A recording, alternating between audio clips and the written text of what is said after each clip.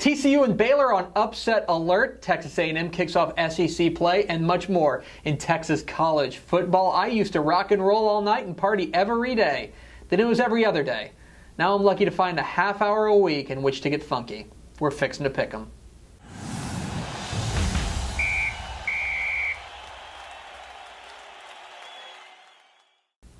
Welcome in to Fixin To Pick Em, your guide to the Texas college football weekend. My name is Greg Tepper of TexasFootball.com. Thanks for tuning in. A ton of great games across the state of Texas. Let's get right to them.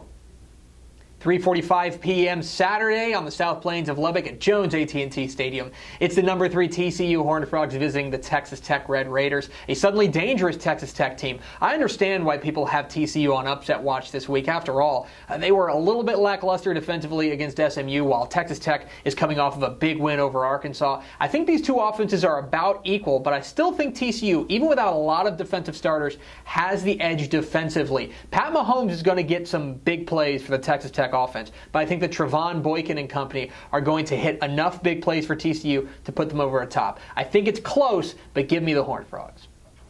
At another AT&T Stadium in Arlington, it's SEC play kicking off for number 14 Texas A&M Aggies taking on Arkansas. The key for this one for A&M, jump on Arkansas early. This is a team that's reeling from 2 consecutive losses, and Texas A&M is uniquely suited to hit them with a couple of haymakers early. I want to see big plays from Speedy Noyle, big plays from Christian Kirk, big plays from Kyle Allen, even big plays in the running game. Break Arkansas' spirit early, and I think the Aggies come away with a win. 2:30 p.m. Saturday in Austin, Texas. It's the number 24 Oklahoma State Cowboys visiting the Texas Longhorns. Texas's offense really impressed me last week. I think that they have finally found a guy who can guide them offensively in Gerard Hurd. And more importantly, the offensive line held up its end of the bargain. Now about that defense. The defense has been terrible, and Oklahoma State's offense seems to be rolling right now and has a number of big-time players, including Brandon Shepard and Stanford's own James Washington. I think that Texas has the offense now to hang with Oklahoma State, but I'm not sure the defense has come around quick enough. Give me the Cowboys to walk into Texas and get a win. 2 p.m. at Waco's McLean Stadium. It's the number 5 Baylor Bears taking on the Rice Owls. What an interesting clash in styles here. Baylor, the quick-hitting, high-scoring offense against Rice, which now has the second highest time of possession in this nation. They have been grinding opponents into dust. They ran 90 plays last week against North Texas. They seem uniquely suited to give Baylor trouble. Now, I think that Baylor is going to score pretty much every time they have the ball. Can they get Rice off the field? This is a big test for Baylor, and I think Dreyfus Jackson and Rice can definitely give Baylor a run for their money. That said, this game's in Waco. Baylor tends to win in Waco. I'm sticking with the trend. Give me the Bears.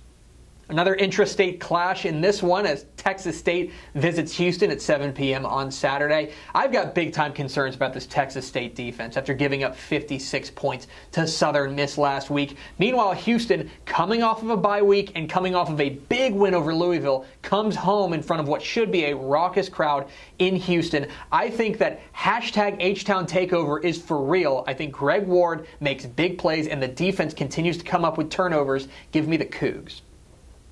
6 p.m. Saturday at the Alamo Dome in San Antonio, Colorado State visits winless UTSA.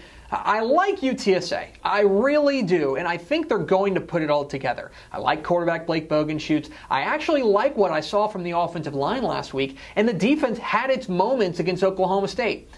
But boy howdy, they got to hold on to the ball. 7 turnovers last week, just an embarrassment of riches for the Oklahoma State defense. UTSA has got to hold on to the ball. If they do that, I think they've got a good shot to beat Colorado State. But right now, I can't trust them. Give me the Rams. 2:30 p.m. in Iowa City, Iowa, which is the real name of a real city. It's North Texas visiting Iowa. North Texas is definitely showing signs of life. Last week against Rice was a lot better than their opener against SMU. I think that Andrew McNulty's finally getting his sea legs underneath him, and I think that if they get that offense going, things are going to start to fall into place. But that defense continues to be a big-time problem, and I think that at home, a Big Ten team's going to take down North Texas. Give me the Hawkeyes.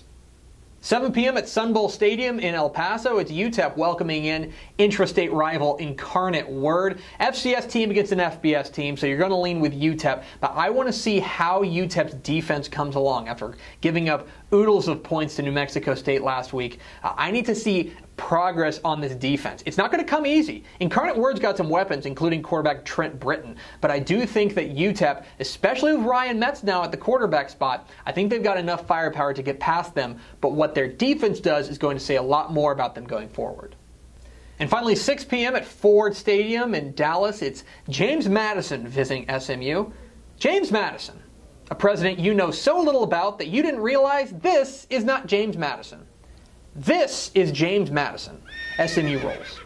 That's going to do it for Fixin To Pick Em. What am I wrong about? Leave comments down below. Don't forget to hit the subscribe button. Follow us on Twitter at DCTF. Like us on Facebook at facebook.com/Dave Campbell. Share your photos with us on Instagram, I guess. And of course, you can find us at TexasFootball.com. Thanks for watching. Enjoy your Texas college football weekend. We'll see you.